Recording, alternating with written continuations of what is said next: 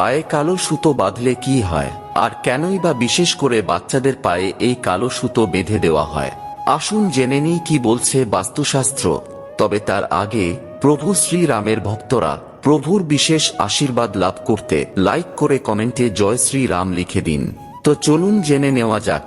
শাস্ত্র অনুসারে যে পুরুষ তার ডান পায়ে এবং যে মহিলা তার বাম পায়ে কালো সুতো বেঁধে রাখে তাদের উপর স্বয়ং মা লক্ষ্মীর আশীর্বাদ থাকে, ফলে জীবনে তাদের কখনো অর্থের সমস্যায় পড়তে হয় না।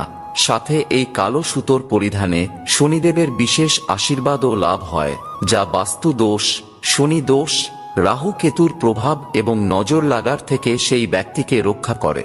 এই কারণেই ছোট বাচ্চাদের পায়ে এই কালো সুতো বেঁধে দেওয়া হয়। শুধু খেয়াল রাখবেন, এই সুতো কেবলমাত্র মঙ্গল এবং শনিবারেই পরিধান করবেন, না হলে এর ফল বিপরীত হতে পারে।